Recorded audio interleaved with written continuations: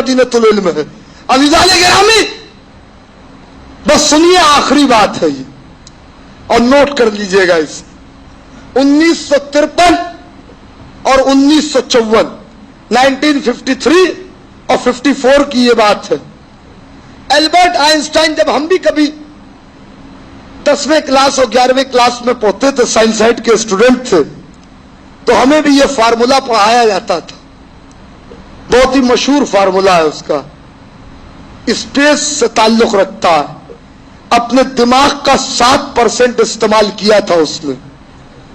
कायनात का कोई इंसान अपने दिमाग का 1% से ज्यादा इस्तेमाल कर ले तो वो ऐसी बातें करना शुरू कर देगा कि बहुत से लोगों की अक्लों से बाहर चली जाएगी। उसने अपने दिमाग का 7% इस्तेमाल किया, किस मंजिल पर पहुंचा। उसने एक फॉर्मूला दिया, उसकी एक थ्योरी थी। आसान करता हूं बात को, थ्योरी ऑफ रिलेटिविटी। ये थ्योरी वो थी कि जिसमें उसने एक फॉर्मूला दिया था, E is equal to MC square. उसमें जो M था उसको उसने मात्रा कहा, मैटर कहा, मास कहा, यानी जो हमारा जिस्म है, ये मास यानी एक इल्मुल अबदान से, आलमे अबदान से ताल्लुक रखने वाली चीज, यानी जो बदन रखे। और उसमें जो C था उसको उसने कहा वेलोसिटी ऑफ लाइट, यानी ये जो रोशनी है जो आपको दिखाई दे रही है, इस रोशनी की स्पीड। तो जब मादा यानी बदन वेलोसिटी ऑफ लाइट यानी रोशनी की स्पीड से ज़र्ब दिया जाए स्क्वायर में, 2 बार रोशनी की स्पीड को ज़र्ब दिया जाए, आपकी जबान में गुणा कर दिया जाए, है समझ में आ रही है ना बात, ज़र्ब दिया जाए, गुणा किया जाए, मल्टीप्लाई किया जाए, और उसे फिर मादे से मल्टीप्लाई कर दिया जाए, तो वो ये कहता है कि जो बदन, जो मादा वेलोसिटी ऑफ लाइट की स्पीड, वेलोसिटी ऑफ लाइट से यानी लाइट की स्पीड से ज़र्ब उसको दिया जाए और वो उस हिसाब से सफर करे, तो वो ताकत में बदल जाता है, एनर्जी में बदल जाता है, और फिर उसकी ताकत का कोई अंदाजा नहीं लगा सकता।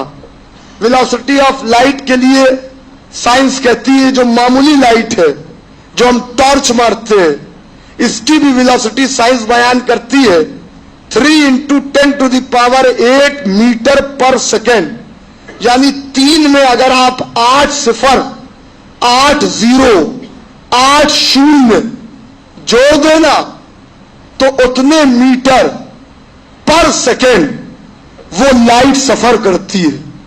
उसका दुगना अगर कर दे और उसके बाद कितना हो जाता है ये आप जाके हिसाब कीजिएगा।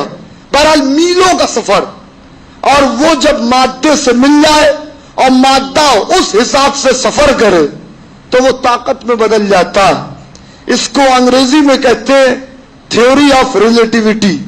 उसने कहा कि ये थ्योरी ऐसी है कि अगर इंसान इस हिसाब से सफर करे तो यहां जमाना ठहरा रहेगा और वहां वो महीनों सालों गुजार सकता है। अगर उससे ज्यादा हो जाए तो इम्कान ही नहीं है कि यहां वक्त रुका ही रह जाए और वहां वो सारे काम कर दे। उस जमाने में, क्योंकि साइंस एक ऐसी चीज है कि जिसमें हर थ्योरी के लिए प्रैक्टिकल का होना जरूरी है। थोड़ा सा वक्त आपका ले लूंगा आज, मगर यह बात बड़ी अहम है जो सुनते जाए। धीरे धीरे इसलिए पढ़ रहा हूं ताकि हर एक के जहन में, खासतौर से मेरे नौजवानों के जहन में नक्श हो जाए बात। उस जमाने में साइंस को क्योंकि प्रैक्टिकल की जरूरत होती है, बगैर प्रैक्टिकल के साइंस कोई थ्योरी अप्लाई नहीं करती। उस जमाने में उसकी इस थ्योरी का कोई प्रैक्टिकल नहीं मिल रहा था, लिहाजा लोगों ने उसकी थ्योरी को कबूल नहीं किया। मगर उसने कहा जो मैंने बात कही है वो बिल्कुल सच है। उसका एक शागिर्द था अलेक्जेंडर फ्लेमिंग। یہ دونوں جرمنی کے رہنے والے تھے. جرمن کا سائنٹسٹ تھا البرٹ آئنسٹائن. سوچ رہا تھا کہ میری اس تھیوری کا پریکٹیکل دنیا میں تو ناممکن ہے. چلو جو سپر ہیومن برینز ہے, سپر ہیومن پرسنالٹیز ہے, جو ما فوق البشر ہے, جن سے پورا مذہب چلتا ہے, ان کے قصے دیکھتے ہیں, شاید کوئی نہ کوئی بات نظر آ جائے. اس نے مختلف مذاہب کی کتابوں کو الٹنا شروع کیا, مگر کسی مذہب میں اسے اس کے تھیوری کا پریکٹیکل نہیں ملا. آخر میں وہ مذہب اسلام کی طرف آیا تو اسے ایک حدیث معراج کے نام سے دکھائی دی.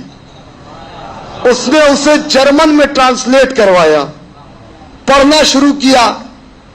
تو جب اکثریت کے علماء کو پڑھ رہا تھا تو اس میں انہوں نے پوری معراج تو بیان کی کہ حضور گئے, 18,000 عالمین کا معائنہ کیا, مگر آخری میں لکھا یہ جسمانی نہیں تھی, روحانی تھی.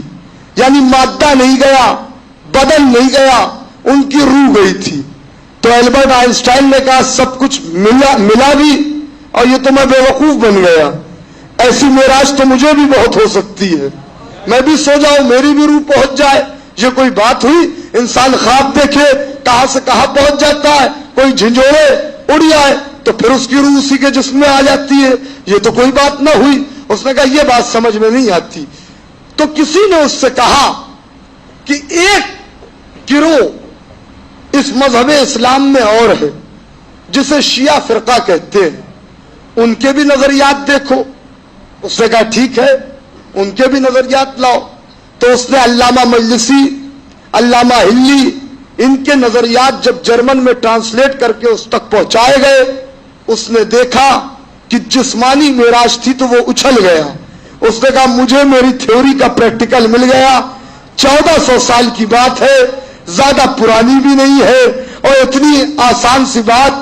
میں نے یہی تو تھیوری دی ہے کہ جب مادہ لائٹ کی اسپیڈ سے سفر کرتا ہے تو وہ طاقت میں بدل جاتا ہے. مگر اس کو تجسس تھا. اس نے کہا ان کا سب سے بڑا پوپ, سب سے بڑا عالم شیعوں کا کہاں بیٹھتا ہے؟ تو لوگوں نے تحقیق کر کے اسے بتایا کہ وہ ایران میں یا نجف میں. تو اس کو آیت اللہ بروجردی, آیت اللہ حسین بروجردی جو اس وقت مرجع عالی قدر تھے, ان کا نام دیا گیا. اب یہ ساری باتیں جو میں آپ کو سنا رہا ہوں اب تو انٹرنیٹ پہ بھی آ گئی ہے. اگر آپ گوگل پر سرچ کریں تو آپ کو وہ ساری چیزیں مل سکتی ہے. ذرا سا ڈھونڈنا پڑے گا اس کو کافی. ڈکلیریشن نام کا ایک اسٹیٹمنٹ ہے اس کا, جو پورا جرمن زبان میں تھا. اس کے مرنے کے بعد اس کو لندن کے میوزیم میں رکھ دیا گیا تھا, لندن کی لائبریری میں رکھ دیا گیا تھا, تاکہ یہ کسی کے ہاتھ نہ لگے, ورنہ بات ادھر سے ادھر ہو سکتی ہے. 30 لاکھ ڈالر پر اسے البرٹ آئنسٹائن اور الیگزینڈر فلیمنگ کے نام پر بینز کمپنی, فورڈ کمپنی اور ٹائٹینک کمپنی کے لوگوں نے 30 لاکھ ڈالر دے کر وہ ڈکلیریشن خریدا, جس میں اس نے آیت اللہ بروجردی سے بات کی ہے. 40 خط اس نے آیت اللہ بروجردی کو اپنی زبان میں لکھے. آیت اللہ بروجردی نے اس کو ٹرانسلیٹ کروا کر جب اسے پڑھا تو اپنی زبان کو ٹرانسلیٹ کروا کر جرمن میں اسے خط کے جواب دیے. تو جو پہلا خط اس نے آیت اللہ, آج بھی اس کے گواہ آیت اللہ صافی گلپاگانی, اللہ ان کی عمر دراز کرے, وہ گواہ ہے کہ میں اس بات کا گواہ ہوں کیونکہ میں ان کا شاگرد تھا. میں نے یہ ساری چیزیں دیکھی. آج بھی وہ موجود ہے جو اس بات کے زندہ گواہ ہے. ان کے بڑے بھائی بھی اس بات کے گواہ تھے. دونوں آیت اللہ حسین بروجردی کے شاگرد تھے. جب اس نے پہلا خط البرٹ آئنسٹائن نے بھیجا ہے آیت اللہ حسین بروجردی کو, تو انہوں نے اس خط کے جواب میں لکھا کہ جس تھیوری پر تجھے بہت ناز ہے اسے تو میرا مولا علی نہج البلاغہ میں بہت پہلے بیان کر چکا ہے.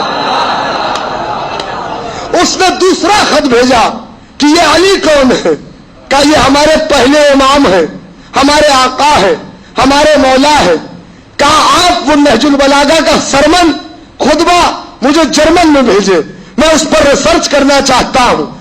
40 خط تبادلے ہوئے، بھیجے گئے ادھر سے ادھر، اور آیت اللہ حسین بروجردی نے کائنات کی خلقت پر، فلسفہ معراج پر، نہج البلاغہ کے خطبوں کو جرمنی میں ٹرانسلیٹ کروا کر، جرمن میں ٹرانسلیٹ کروا کر البرٹ آئنسٹائن کو بھیجے۔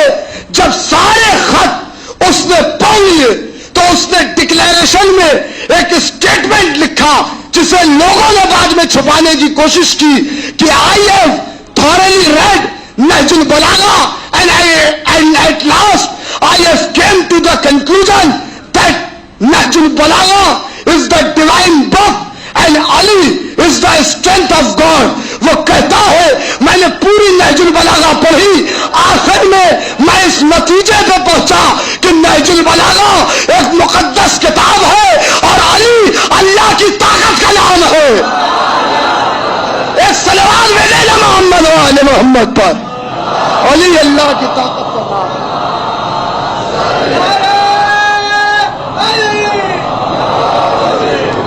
بس دوستو میں نے تمام کر دیا۔ آپ نے دیکھا اپنے خطوط میں نے اپنی آنکھوں سے دیکھا ہے جو خط اس کا انگلش میں ٹرانسلیٹ ہوا ہے، جہاں جہاں بھی اس نے بروجردی، آیت اللہ بروجردی کا نام لکھا ہے۔